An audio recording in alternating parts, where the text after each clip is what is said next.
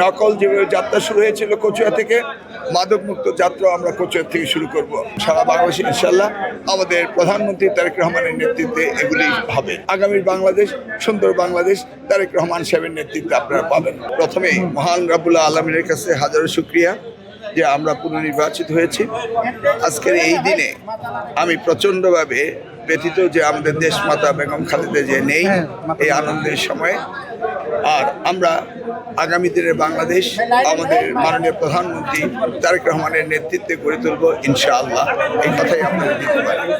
শিক্ষা মন্ত্রণালয়ের বিষয়ে এই বিষয়গুলি আপনারা এরপরে বিস্তারিত জানতে পারবেন, অপেক্ষা করুন। মাদকমুক্ত করা হবে, সন্ত্রাসমুক্ত করা হবে, ইফতিজিং মুক্ত করা হবে। নকল যেভাবে যাত্রা শুরু হয়েছিল কচুয়া থেকে, মাদকমুক্ত যাত্রাও আমরা কচুয়া থেকে শুরু করব। আর দুর্নীতিমুক্ত যাত্রাও আমরা কচুয়া থেকে শুরু করব এবং সারা বাংলাদেশে ইনশাল্লাহ আমাদের প্রধানমন্ত্রী তারেক রহমানের নেতৃত্বে এগুলি হবে ইনশাআল্লাহ। কথা দিচ্ছি আগামীর বাংলাদেশ, সুন্দর বাংলাদেশ তারেক রহমান সাহেবের নেতৃত্বে আপনারা পাবেন।